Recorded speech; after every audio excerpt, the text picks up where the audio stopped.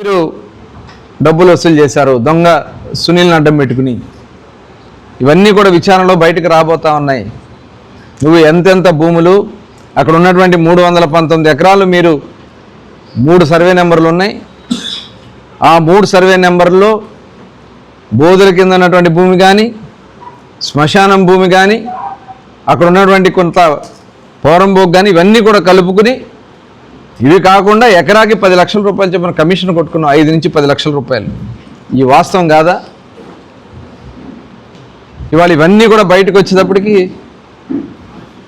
ఎక్కడ బయటకు వచ్చేస్తాయో అని చెప్పి భయపడతా ఉన్నావు, గడగడలాడిపోతా ఉన్నావు. మెడికల్ కాలేజీలో మీరు భూములు కొన్న దాంట్లో సాక్షాత్తు కాగ్ ఇచ్చింది 8 కోట్ల రూపాయలు దోపిడీ చేశారని కాగ్ నివేదిక ఇచ్చింది. ఇవన్నీ కూడా విచారణ జరుగుతూ ఉన్నాయి. ఇవన్నీ బయటకు వస్తే ఏమైపోతామని చెప్పి ముందే డ్రామాలు ఆడుతూ ఉన్నావు. నన్ను అరెస్ట్ చేయండి, నన్ను అరెస్ట్ చేయండి. నిన్న మాట్లాడావు, గిలకలు తిండి భూములు ఇస్తామంటే కోర్టులో వేశారని చెప్పి. నేను ఆ రోజున కొనివ్వండి, సిఆర్జెడ్ భూములు ఇస్తే వాళ్ళకి ఎప్పటికీ పట్టాలు రావు. నేను మొట్టమొదటి నుంచి చెప్తున్నటువంటి వాదన అదే, మా పార్టీ సిద్ధాంతం అదే. మీరు ఏ భూమి అయినా తీసుకోండి, అబ్జెక్షన్ లేనటువంటి ల్యాండ్ తీసుకుని ఇవ్వండి. మీ సిఆర్జెడ్ లిమిట్స్లో పట్టాలు ఎప్పటికీ రావు. అలాంటి భూములు ఇచ్చి పేదలను మోసం చేయాలని మీరు ప్రయత్నం చేస్తూ ఉన్నారు. అది కరెక్ట్ కాదని చెప్తే దాని మీద కొంతమంది కోర్టుకి వెళ్తే, నా బంధువు వెళ్ళాడు కోర్టుకి వెళ్ళారు. అయితే నువ్వు ప్రూవ్ చేయాలిగా కాదని. కోర్టు ఇచ్చింది కదా సిఆర్జెడ్ భూమి అని. కలెక్టర్ గారు వెళ్ళి దండం పెట్టి, అయ్యా తప్పు అయిపోయింది, వేరే కొనిస్తామని చెప్పి కలెక్టర్ గారు ఒప్పందం చేసుకుని వచ్చారు కాబట్టి కొన్నారు మీరు. అక్కడ నేనేదో బందర్కోటలో కొన్నా, దాంట్లో కూడా కమిషన్లు కొట్టుకున్నారు. ఎకరాకి 5 లక్షల రూపాయలు చొప్పున. ఎవరెవరి దగ్గర ఎంతెంత తీసుకున్నారు మొత్తం వివరాలు మా దగ్గర లేక కాదు.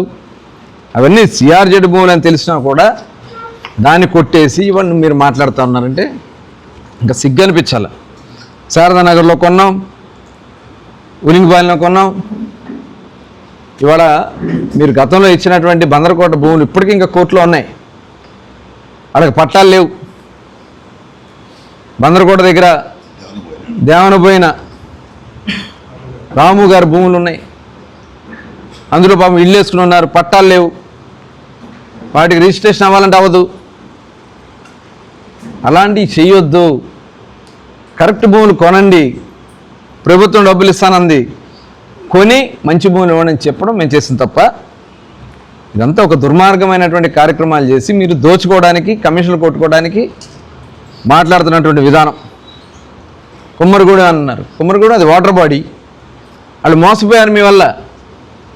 వాళ్ళందరూ కూడా వెళ్ళి ఏదో రేకులు వేసుకుని, వేసుకుని మీ వల్ల మోసపోయినటువంటి సందర్భాన్ని ఈ సందర్భంగా మరొకసారి తెలియజేస్తా ఉన్నాను. అలాగే 5వ వార్డులో స్ట్రీట్ ఫీల్డ్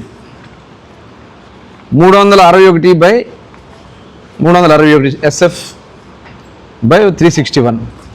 అసలు SF/361లో అసలు ఆ సర్వే నెంబర్ ఉందా? స్ట్రీట్ ఫీల్డ్ అనేది ఉంటుందా?